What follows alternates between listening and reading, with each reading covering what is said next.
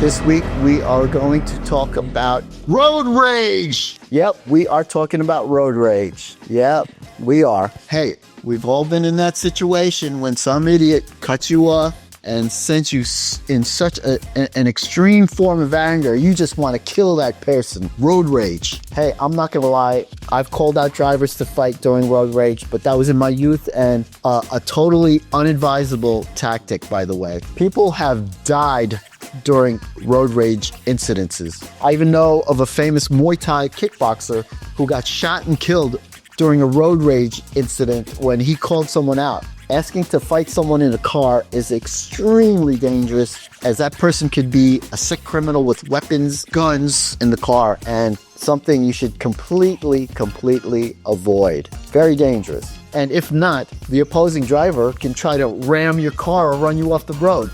Who needs to deal with a damaged car and deal with the insurance, or deal with trying to get this guy arrested who just crashed into your car? It's not worth your time, your effort, your money. Another worry is, what if this opposing driver that you've engaged in a road rage incident with takes down your plate and finds out where you live? And if this is a sick person, they might do anything from vandalizing your home to terrorizing you and your family. What happens if he starts following you home? What do you do then? Well, we'll discuss that. So what I want to know is, why is road rage so intense as opposed to when you're having a face-to-face encounter with somebody? You don't get that angry when you're face-to-face with somebody, right? And you want to kill them. Not usually. But road rage often becomes more extreme than face-to-face encounters for several psychological and environmental reasons. A big one is anonymity, right? And a lack of accountability.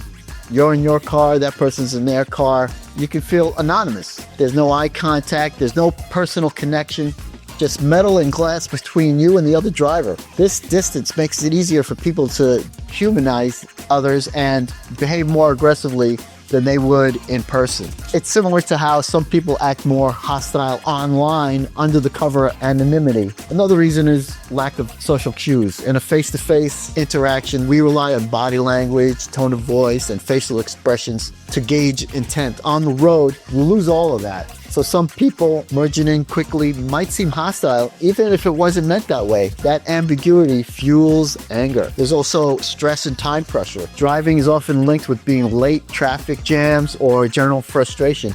That stress builds up, and a small incident can trigger an outsized reaction. You're not just reacting to that moment, but to a buildup of other stressors. Why people have road rage also is because of territorial behavior. People often feel like their car is an extension of their personal space. When another driver cuts you off or tailgates, it feels like an invasion, activating the same defensive instincts you'd have if someone got in your face. I get a little bit of that. Road rage can also be caused because there's no immediate social consequence. If you yelled at a stranger in a store, others will likely intervene or judge you. On the road, there are fewer immediate consequences to aggressive behavior until things escalate dangerously, so that lowers the threshold for losing control. There's also a perceived injustice. Driving often feels like a zero-sum game. If someone cuts you off, it feels like they took something from you. Your right of way, your safety, your time. That sense of being wronged provokes a stronger reaction than simple rudeness might face-to-face. So how should you handle road rage? Now that's an important question. As I previously mentioned, the wrong thing to do is to call that person out, look for a fight, and that type of thing. Don't try to escalate any kind of road rage incidents. You need to be calm, aware of your surroundings, and in control. If you're feeling road rage, recognize when you're getting angry, your fists are getting clenched, you're shouting, you're speeding, you're tailgating, your eyes are bulging out of your head. Any feelings of anger, that's not good, and you got to control it. So the best way to control your anger is to breathe and slow down. Take a deep breath, count to 10. Remind yourself that arriving safely is more important than being right. Don't take it personally. Somebody else's bad driving is rarely about you. Let it go. You can lower your road rage if you play calming music.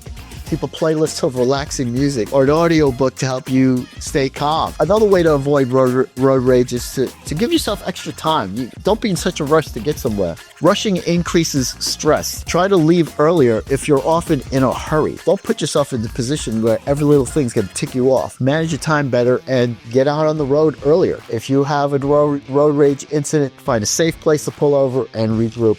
Let them pass, let them go. Don't let it become a bigger problem than it is. Now, if another driver has road rage, that could be problematic, right? Of course, like we've been saying before, don't engage.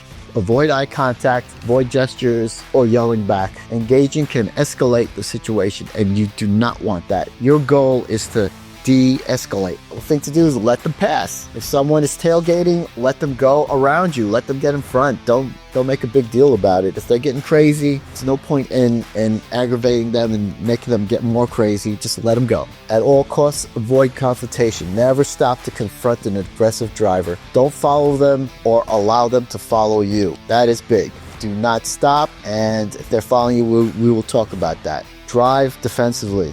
All right, that's a big one. Don't go driving like a lunatic, cutting people off. That's how you get in trouble, right? Keep a safe distance, use turn signals, and be predictable in traffic. Be aware of your surroundings. You got to acquire mental habits that you need to adapt for long term so that you can avoid these road rage incidences. Practice mindfulness or meditate regularly. Learn how to be calm. Refrain how you see other drivers. Don't be so, like everybody's a bad guy. Just try to see things in their eyes. Maybe you won't be so aggressive in your reactions. Get enough sleep. Fatigue worsens emotional control. So yeah, you need to be rested up. And again, leave early. Give yourself time. Slow down. Learn to relax. And the thing is, avoid driving when you're already angry or upset, because then you're looking for trouble. You get out there on the road and you're pissed off and somebody cuts you off. Right away, there's an opportunity for you to get your angry emotions out, but it could lead to more trouble. Now, what if a road rage driver is following you? Your priority is safety, not confrontation. Stay calm, do not engage. Do not make eye contact, yell, give the finger, or retaliate in any way. This can escalate the situation, even if it seems justified. Stay calm, do not engage. 2, drive to a public, safe place. Head toward a police station. That's what I would do. Drive to a police station, fire station, hospital, busy public area. Try to go, maybe, there's a gas station with surveillance that you know of. Go there. A shopping center with people and cameras. Do not drive home or do not go to an empty, quiet area. Third thing you need to do is call 911 immediately. Tell the dispatcher your location, description of the vehicle following you, the make, model, color, license plate. Keep them on the line if possible, as long as you can, as long as this person's. Do not ever, ever, ever exit your car. Keep your doors locked and your windows up. If the other driver pulls up beside you, avoid interaction. If you're stopped and they get out of their car, drive away safely. Avoid erratic driving. If they're driving crazy, it's best that you do not also drive crazy. Don't speed excessively or weave through traffic trying to lose them. This can cause a crash and, cause the cops to get you in trouble. You got to maintain control and use your signals normally so you don't endanger others. Do not go home. You do not want to have an aggressive driver know where you live. Keep driving to a secure location or until authorities arrive. If safe, record. If you're stopped in traffic or a red light and feel safe, take a photo or video of the other vehicle, but only if it doesn't distract you or escalate the situation. Then, you may have to file a police report. Even if the driver stops following you, report the incident with as much detail as possible. This helps law enforcement track repeat offenders and can be crucial if anything happens later. So yeah, I think it's very important that you file a police report. This nut has your plate, and who knows what they're capable of. Important note, if you carry a weapon, do not reach for it or brandish it unless you're in immediate, unavoidable danger. In most jurisdictions, brandishing a weapon escalates your legal risk and can be considered assault. And that's what happened to an ex-football player, a Ravens linebacker.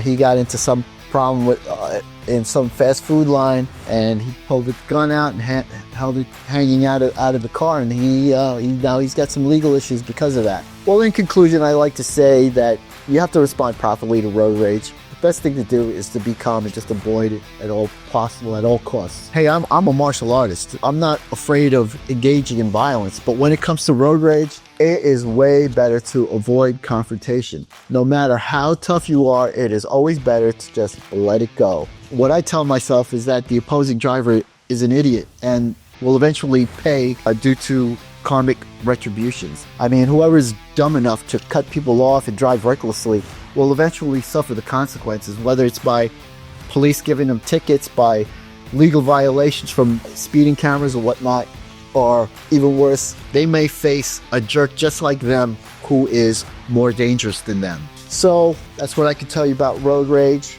Keep away from it. Don't do it. It's best to avoid it at all costs. So keep it cool on the road. Accident Unite.